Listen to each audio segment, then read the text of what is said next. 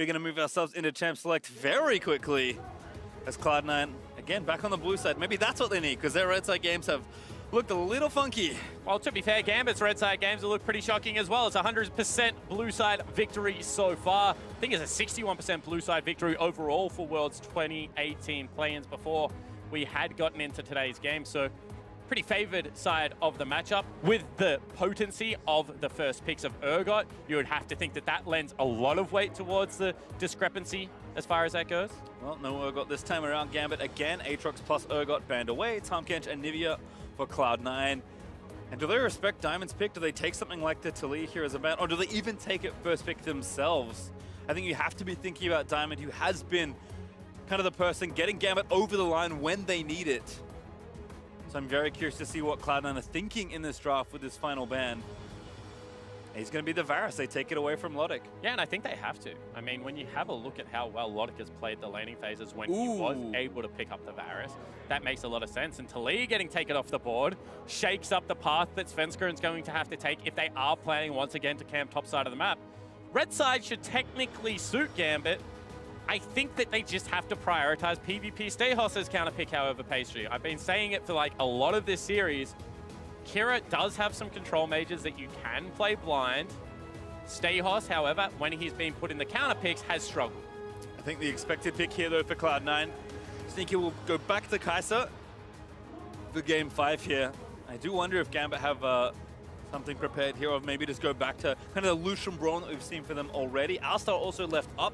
As a result, we know that's a very good pick for Edward and something he's comfortable with, which I think in this kind of game, giving Edward something he feels stable on is pretty important, because his good games and bad games have looked very different. Ease of execution becomes the key term that we will probably use throughout a lot of these mid to late game fights if we get to that point, because under high pressure situations, things go all awry, especially when we're talking about rookies. Edward, obviously not a rookie, has been around for a very long time, but has had some up and down performances. Not expecting to see things like the Thresh.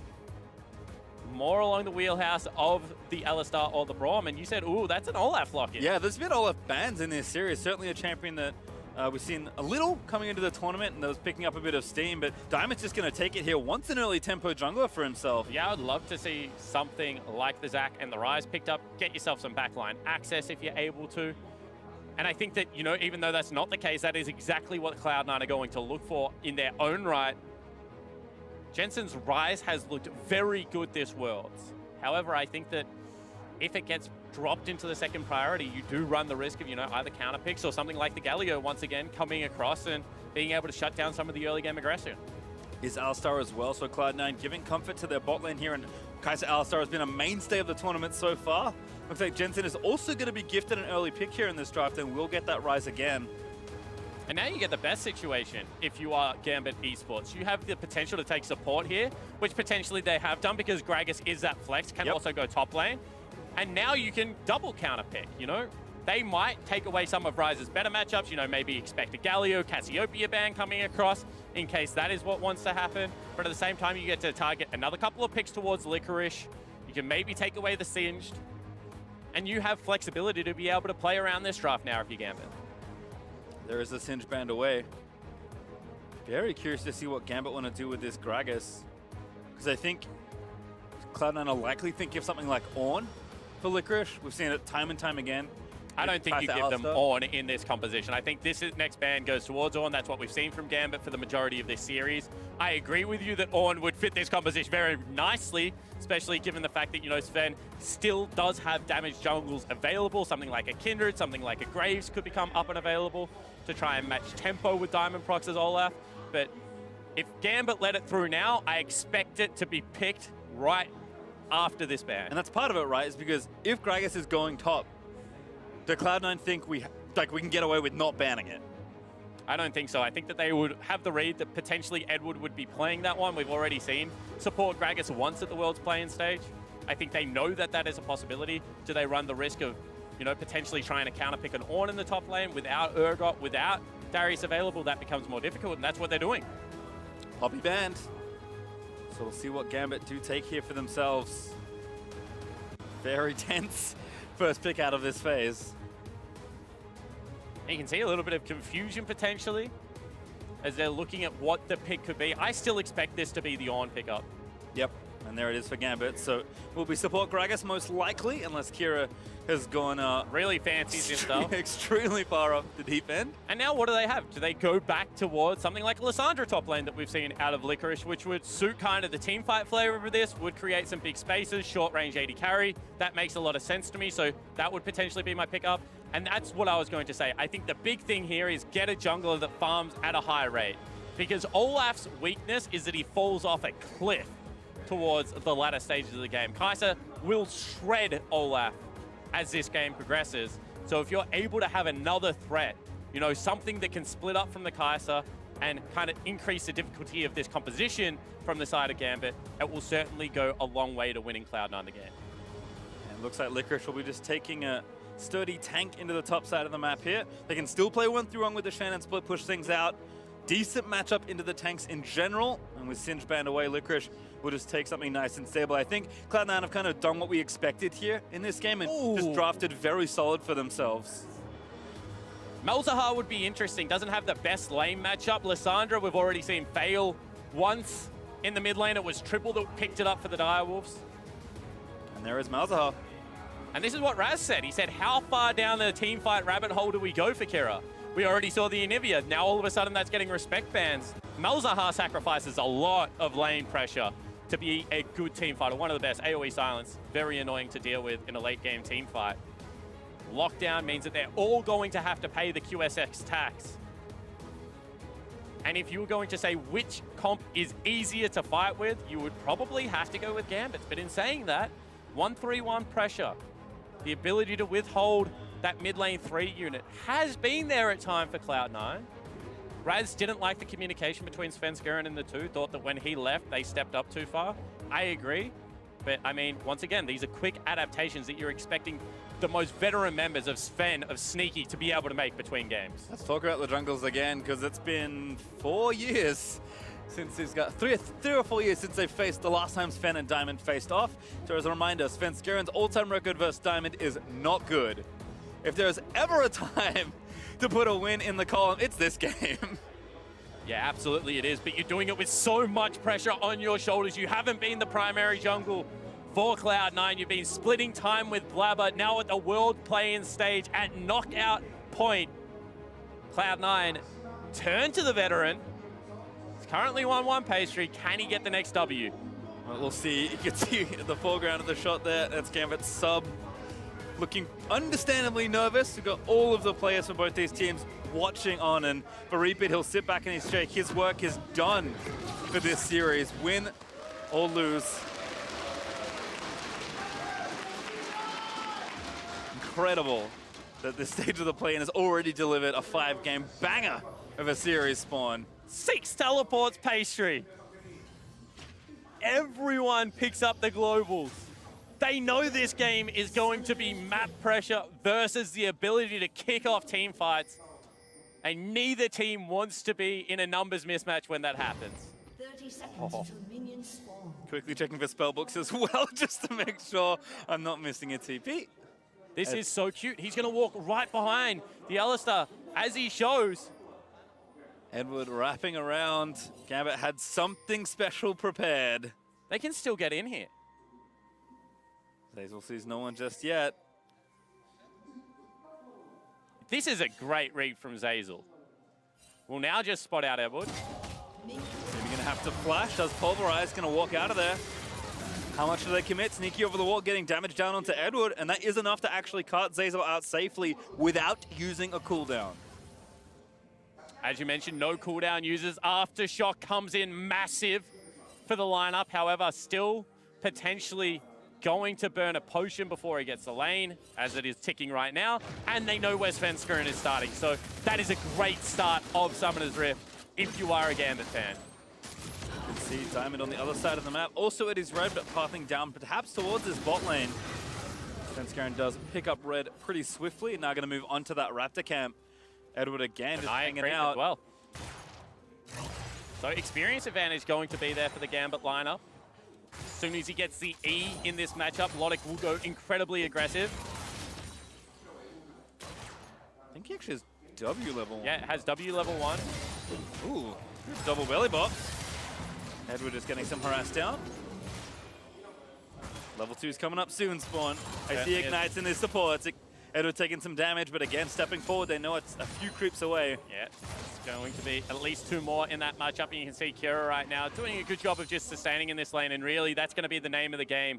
Do not lose as hard as you did in game number 1, game number 2 against Jensen. Jensen's performances has slowly, honestly, degraded as this best of 5 has gone on. Needs to look to retain the form from earlier in the series. The Cassidy matchup just didn't seem to suit him. With the way he's been playing today, with how well he has kind of been able to win out the laning phase, putting him on something that was always going to have to go late was a risk, and it didn't work out. Diamond straight under the Infernal, though, at level 3.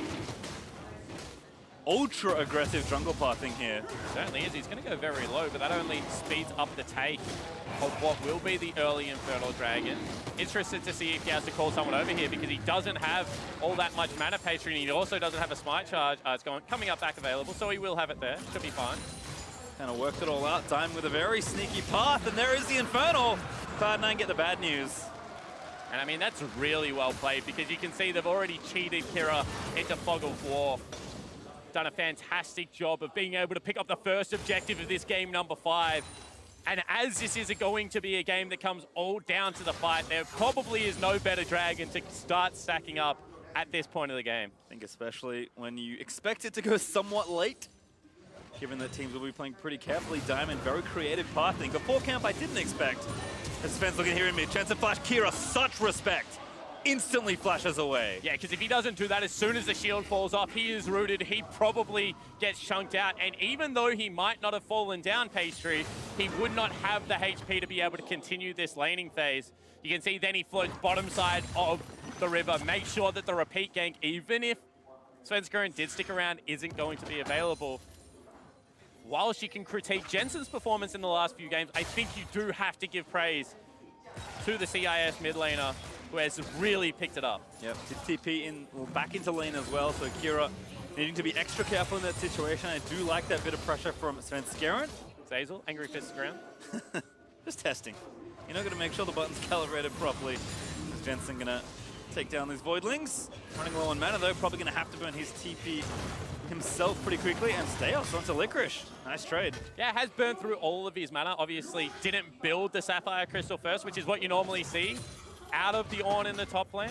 Probably building one now, to be fair. Oh, the red one in. Oh, he's got 2. Yeah, there we go.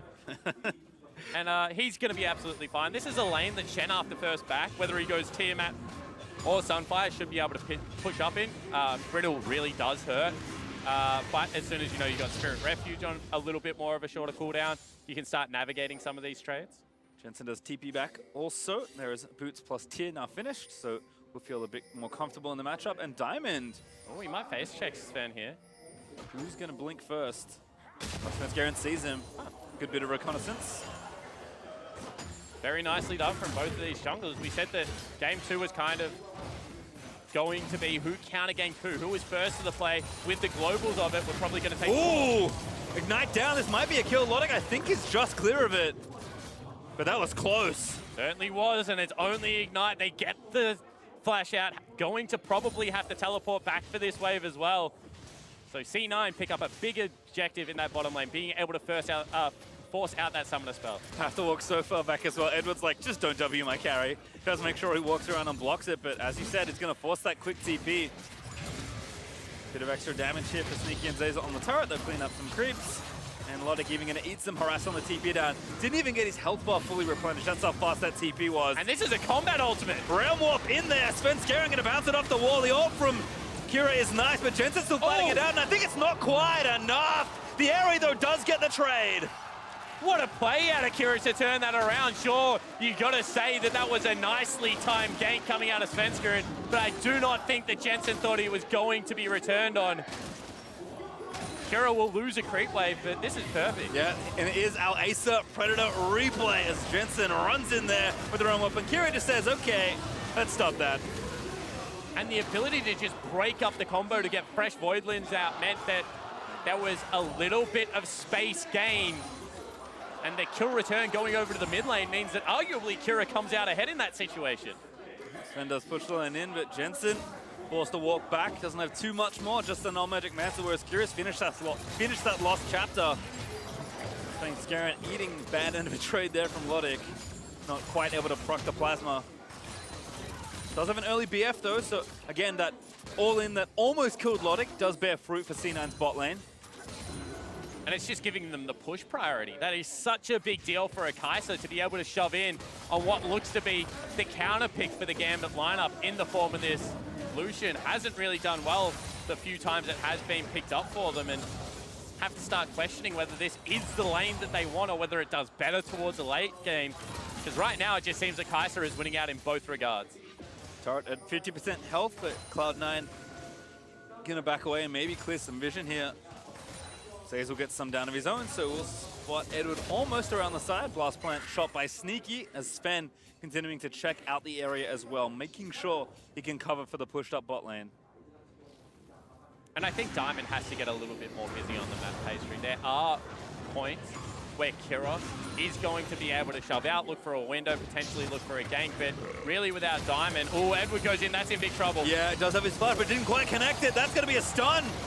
Sneaky about to finish it off, but he can't quite get it. The killer instinct though, he's gonna get it, and Cloud9 starting to win this bot lane a little harder than Gambit would like. And the do-si-do again, Sneaky just bypasses the two carries, takes out their support, and we already mentioned we think this is going towards team fights. Well, Sneaky has been the king of them so far at play-ins. And Jensen also exerting will here, but there's the Voidling. Jensen with a quick QSS.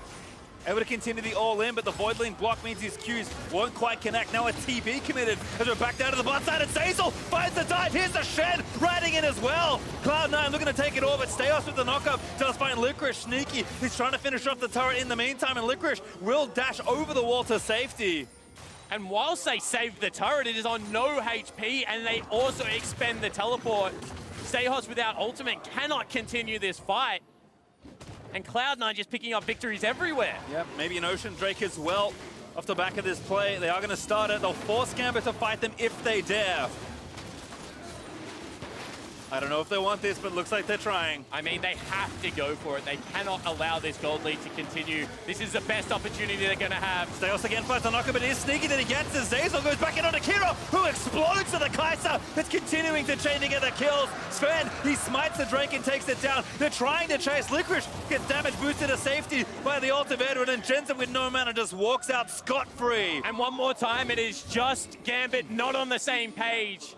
Second Gragas game, not able to use the cast to guarantee kills. And this is Edward just shorting the body slam, not close enough, gets read like a book, gets stunned up. But really, you got to applaud Sneaky.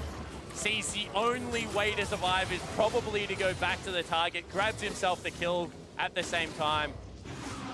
And in response to that, Gambit just burns so much because they know that this game right now hanging by a thread. Jensen low on mana, but Spell fluxes through most of those minions. We'll be able to take them down. Does have TP up soon if he wants to come back. And we talk about the Kai'Sa. When she's even or slightly behind, she feels pretty good. This is the Kai'Sa that is ahead on CS and has already finished a Stormrazor. And Sneaky before this series had not died pre-15 minutes. Kara on the other hand. Zazel forcing a flash. Ulti though. Maybe going to force Unbreakable Will. It's back up soon. I think it's going to be out of time for Zazel. Goodbye. Diamond with the final axe. Really nicely done from Kira there. Able to once again flash the headbutt pole combo. We saw it in game number 2. This game no different. Turns the gank, buys some respite. Tower goes down in bot side. Held my breath there because I thought Lodic was about to get all in. But Sneaky does take the turret, continuing to mount a massive individual gold lead in this game. Mr. Reliable for Cloud9 for so long. They have 18 CS in the top lane, and then the rest of the gold lead belongs to Sneaky right now. Really has done a great job on this late game carry during the earlier phases. You know, got to take your hats off to Zazel as well, who's always been there on the Alistar, but Sneaky now in a position where wherever he rotates around the map, it is going to be very difficult to match. Riptail here over to Cloud9 as well, but I think you're right, Zazel does deserve some credit. For a rookie, he has not shied away from making plays on the stage. Has he made some mistakes? Absolutely. Absolutely.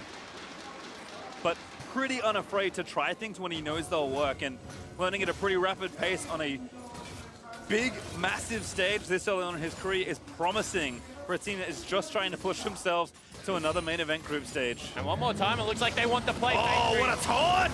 There's Edward gonna get KI'd on, and Sneaky able to get the kill. Diamond here, but Jensen already roaming up as Sven's made his way here as well.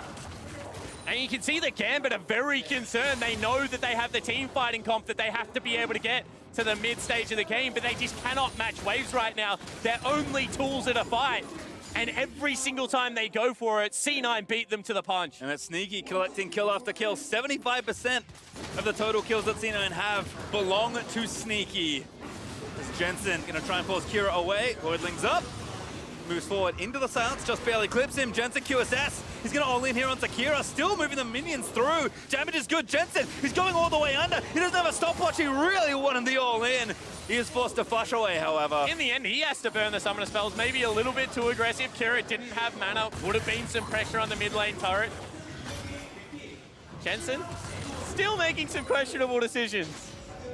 However, this one doesn't cost him his life, and as this game progresses, Gambit have just forced maybe a little bit too much. They haven't had information when they make the play. Look at how dark the map is topside as Edward just walked through without anyone on his team. You understand what the thought process is. You know, we need to get into team fight situations, but the first step is always obtain vision and not to force that hard. Again, have to keep pointing to the night and day performances of Edward here. When he's looked good, he's looked great. When he's looked bad, that's unfortunately the kind of replays we've been looking at. Cloud9 continue to apply pressure, 3,000 gold ahead, forcing the TP from Logic. Sneaky is rapidly approaching a sub-20 minute Ginsu's Rage Blade, which is terrifying on the Gambit side. We'll eventually have to stop for a QSS, which will give some respite.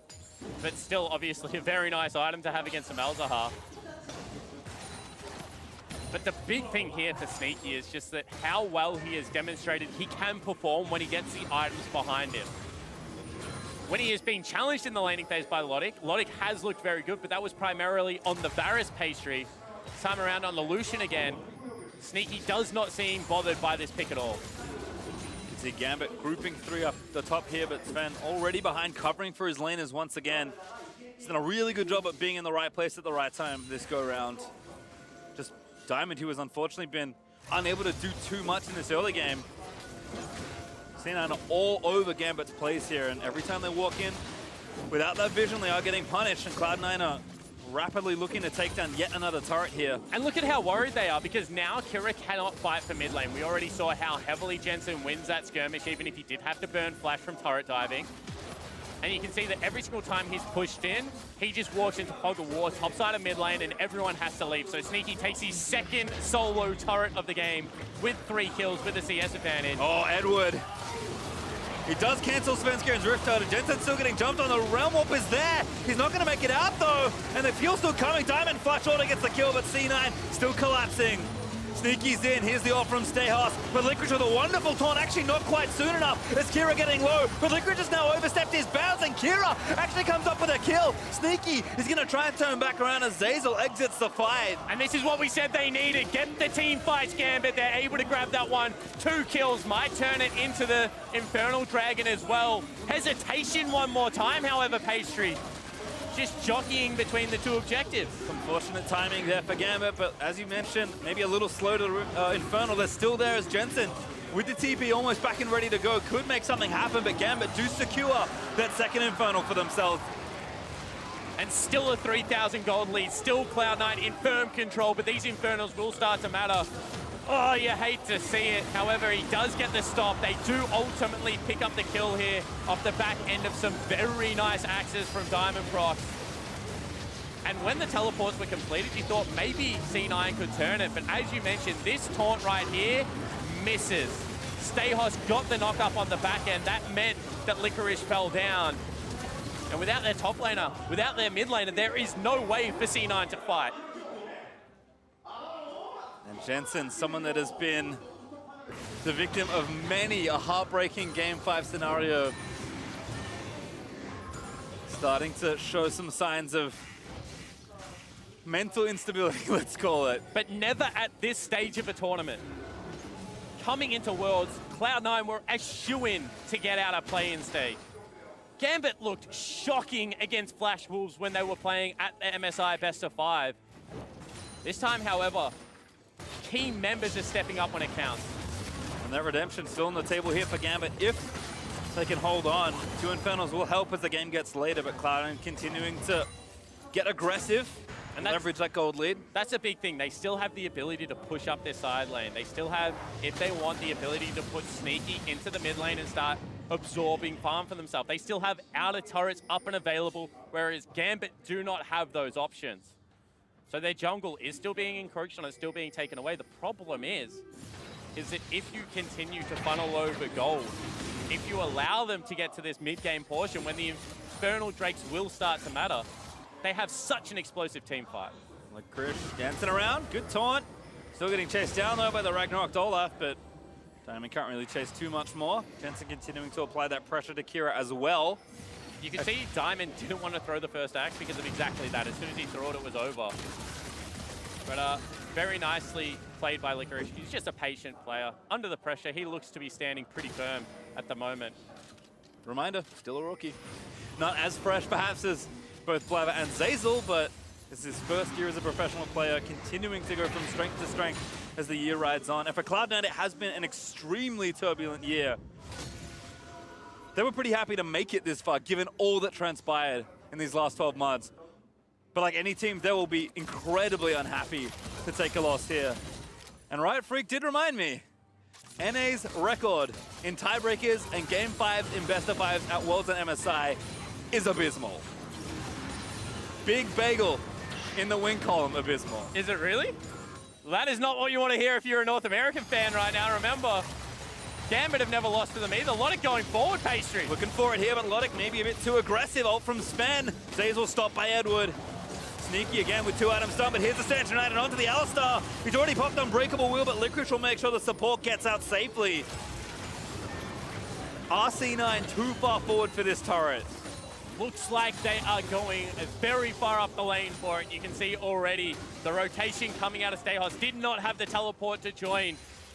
Licorice's is about to become available off cooldown, but they get out, no harm, no foul. And still, C9 pushing up in the lanes, have the advantage gold-wise. But Gambit just looking to turn some of these aggressive plays. Won't take much to make this game feel a lot more even. In fact, Gambit even with some initiative here in mid lane, and be able to take the outer turret. Oh, actually, that's going to be a Rise ulti coming in just to try and dissuade them. It's just a prank. But I was going to say, this is the ultimate for the Gambit lineup. If they can open up the map, if they even trade turrets from this point and just make Summoner's Rift as big as possible and start being able to force around objectives, that is the key. You don't want to give Cloud9 the ability to retreat to a tier 1 turret. They will still be meaningful at this stage, you know. Once Stayhos gets his 3rd item, maybe not so much. Horn will just take it forever. Collapsed it from Gambit. They found one. They're going to get the chain CC, and they take down Zeyzal with no ulti. Sneaky, though, still staying alive. Needs to keep cutting around as the tank are trying to chase him. Diamond a little too far forward, but Jensen almost dead as a result. Sven with the ulti does get it, but Stayhos able to solo Sneaky on the right-hand side of the fight. That's what Gambit need. Certainly is, and can they go towards Baron? Svenskeren is still available, but the bottom lane is dead.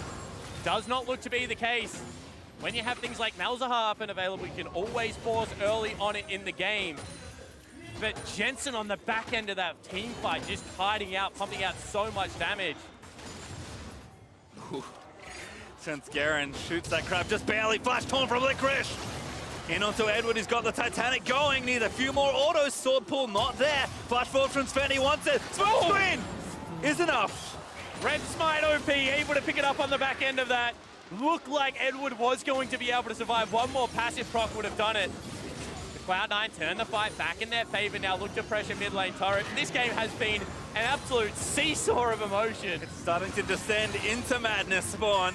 As Cloud9, they want the outer turret here in mid, but 2 items on the Malzahar will shut that down in an instant. And now another Drake coming back up in 25 seconds. Baron very much at the forefront of both these teams. This is just an aggressive start to the play. A flash forward into the ultimate onto the support. You can see Sneaky took so much damage on the back end of it, and Jensen is able to turn around. That damage there was crucial onto Diamond. It turned the team fight back in their favor.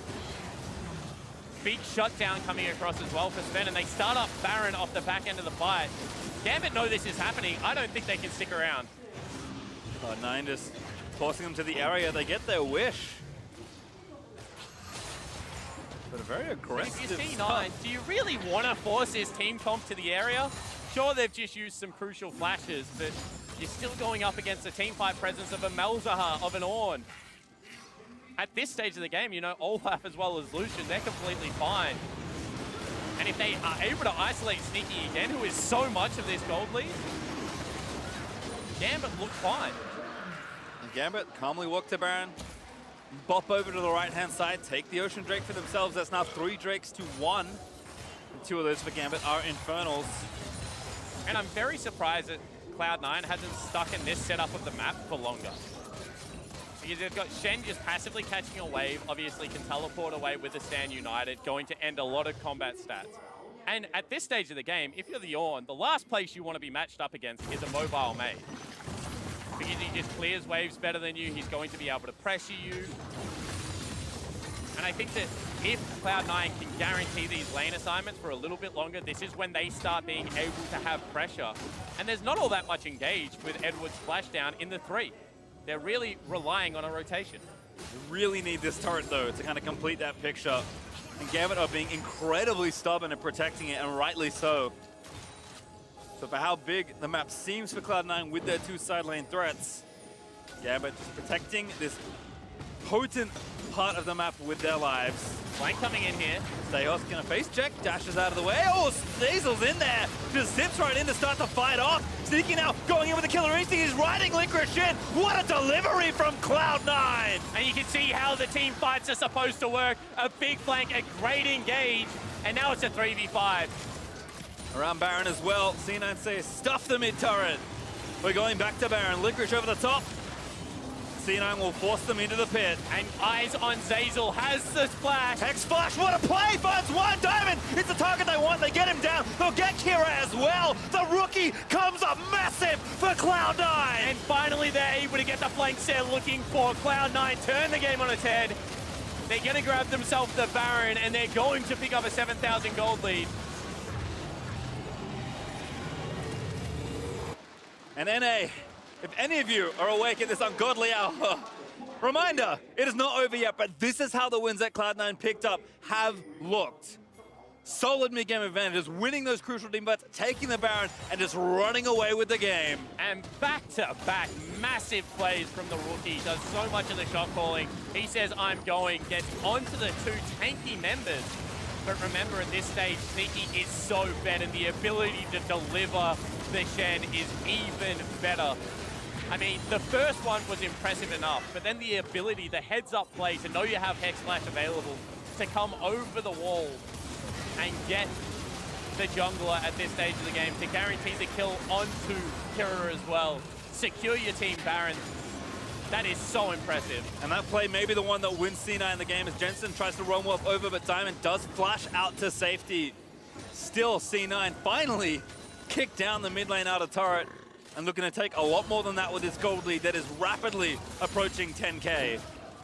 And now it's panic stations for Gambit. They go in. Yep, they're looking for the play. They need to get a kill. Licorice pretty tanky, but he is getting burnt down. Needs a few more shots. The Spirit's Refuge may protect him. And now Sven's Darren. Snipe slotting him to Zazel. Makes yet another initiation play. He is getting low. He will fall down. And Gambit actually might be able to chase here. Don't know if they can overstay. Jensen still mid lane, knocking down turrets. Even though that looked okay for Gambit, it was a 5v4. Wondered where the missing member was. You are correct, it was Jensen. And Gambit know that they just need to back off and protect these inhibitor turrets more than anything. And because they got the 2 kills pastry time, they feel confident they can move back up.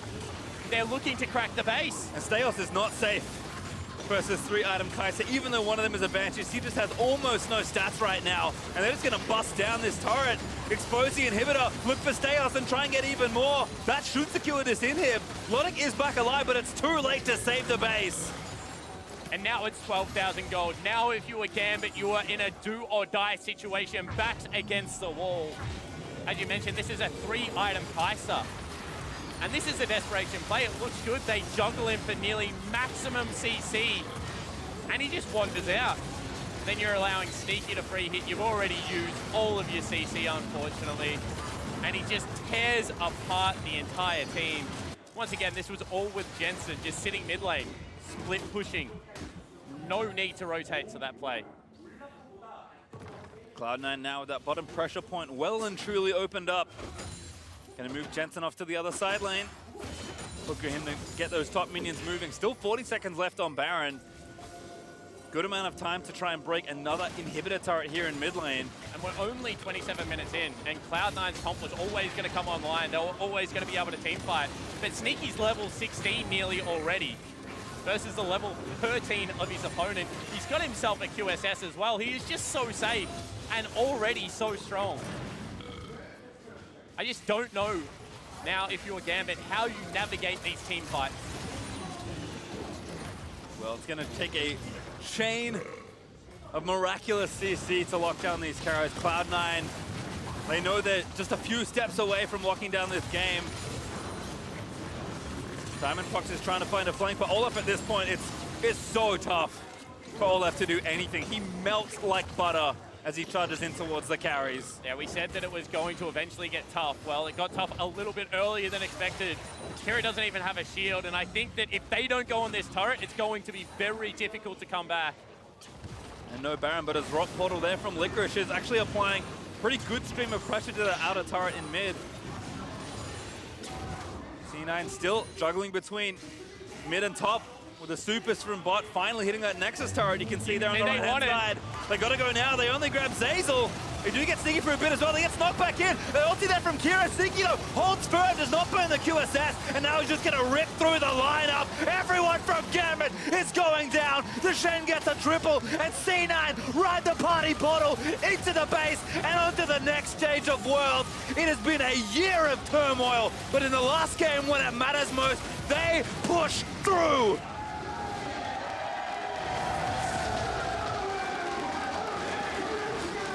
And everyone from C9 should be very happy with that final game performance. Rookie and veteran alike rising to the occasion, punching their ticket for groups, but boy, was that a best of 5. Gambit did not make it easy. You can see Diamond understandably disappointed. A team that wanted to make it one step further. This game win would have been that step, but I think Gambit can still hold their heads high after the performance they've shown today. And to be fair, I think a Game 5 is also that next step. They got destroyed by Flash Wolves, who looked in form at MSI. C9, not necessarily the same here. Did look up and down even throughout the play-in stages, but people thought in a best of 5 with how prepared they would be by Reaper, this would be a fairly one-sided affair. It was not that, but still they pick up the win. All 6 members of Cloud9 will take a bow in front of the crowd. And now look onward. They're good. They can relax for a couple series and await the group stage. A victory that did not come easy, but Cloud9 do earn their spot back into the main groups of Worlds. And they showed some cool things. They showed the diversity in Licorice's champion pool, his ability to play, you know, not only the carry versus carry matchups in the Urgot versus the Aatrox, he also had a couple of Shen game in there, had a Singe game as well to be able to show that variety. But I really think that, you know, it was around the mid lane and the bottom lane when Jensen looked okay, when Sneaky was able to scale up and get into these team fights untouched, and in that late game he exploded. That was when the game looked pretty smooth for the Cloud9 faithful, and I think that, you know, that is going to be more tough to secure as this tournament progresses. I mean, you assume that as you go on, the opponents only get harder, but it is nice to see Jensen just dominating lanes a little bit more. Not in every game, yep, but showing more of his old self where he just built up big CS leads is something nice to see. But that's all for us for now, Spawn. It's been a fun one, but we are going to throw it back to the analyst desk.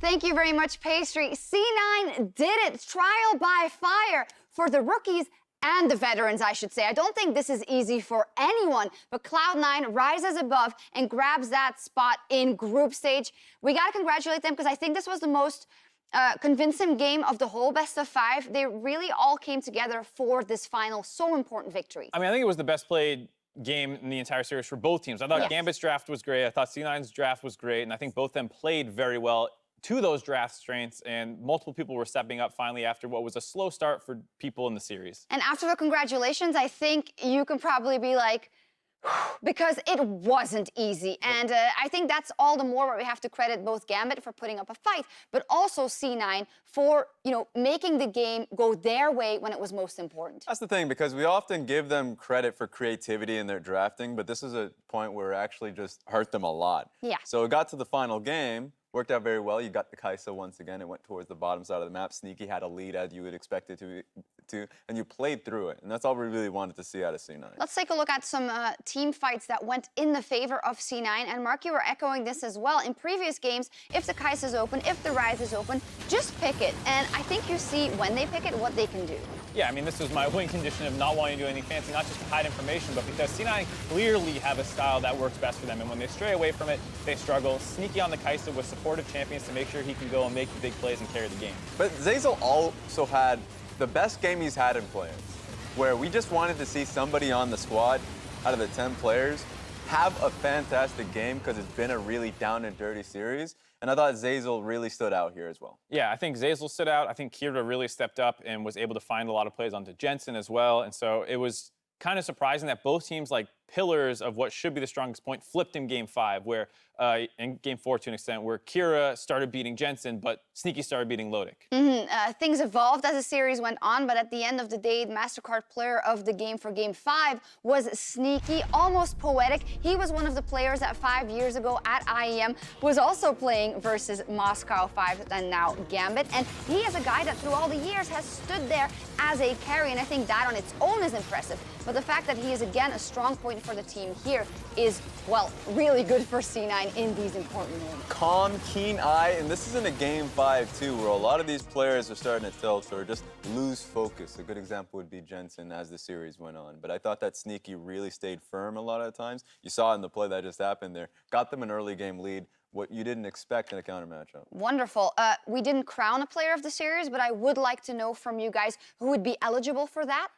I think it has to be Sneaky, and I don't think it's too close. You can maybe say Licorice would be the other guy. Jensen was too erratic. The jungler swapped out. Zeyzal was hit or miss a little bit. Sneaky did have his Draven games, which I didn't love, but that felt like branching out. And if people are just going to give him Kai'Sa, you can take Kai'Sa, and it feels like go 6, 1, and 5 at will. Yeah. I would echo the statement. Maybe give more props to Zeyzal, but I think it was just the bottom lane of C9 that came through. Yeah, and I think maybe this fact that it went all the way to 5 games now kind of prepped them in a way for going into a group stage. Now, I'd love to talk to you guys about how Cloud9 is going to look and what they need to work on and what we are expecting, but I believe the interview is ready in just a bit. So on the same vein, I'd like to say goodbye to Gambit and just say that for me, they came into today much better than I thought.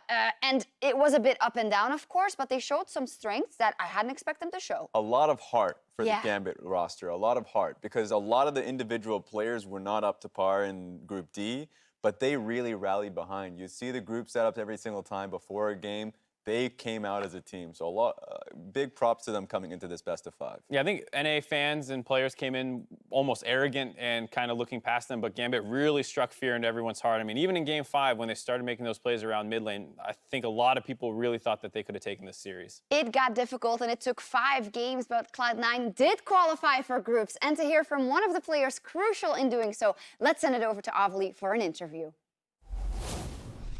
Thanks, guys. I'm here with Cloud9's jungler Svenskeren. Congratulations on the match and moving on to the next stage. But I gotta say, full 5-game series versus Gambit, no one really expected that. Why was the series so close?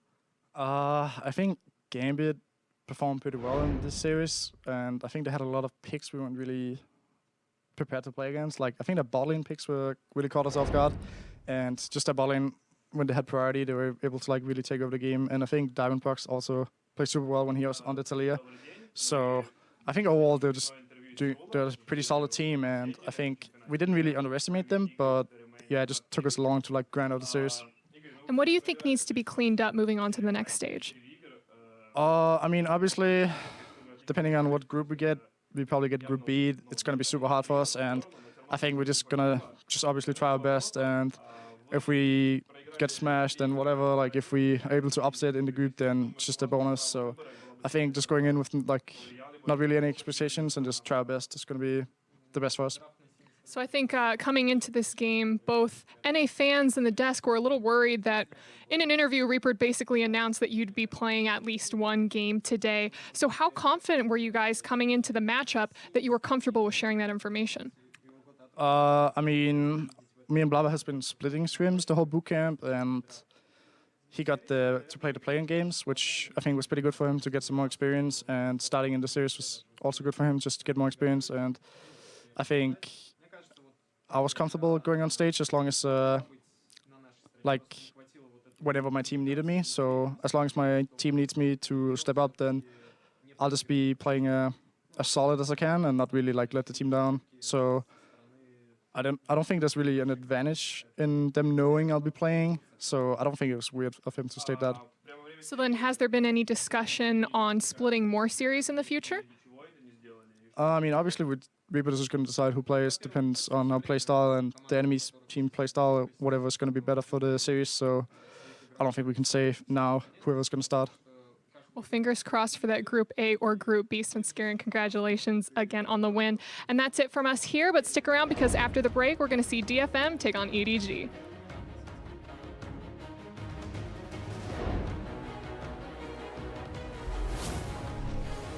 Realm Warp in there. Svenskeren going to bounce it off the wall. The ult from Kira is nice, but Jensen's still playing it out, and I think it's not quite enough. Sneaky wants to finish it off, but he can't quite get it. The Killer Instinct, though, he's going to get it. Sneaky's in. Here's the ult from Stayhouse, but Licorice with a wonderful taunt, actually not quite soon enough. As Kira getting low, but Licorice has now overstepped his bounds, and Kira actually comes up with a kill. Yeah, I'm looking, I'm turning here. Yeah. I got it. Finish him, finish him. Nice shot, guys. NA, nothing more. They do get Sneaky for a bit as well. They get knocked back in. They ulti that from Kira. Sneaky, though, holds firm, does not burn the QSS, and now he's just going to rip through the lineup. Everyone from Gambit is going down. The Shen gets a triple, and C9 ride the party bottle into the base and onto the next stage.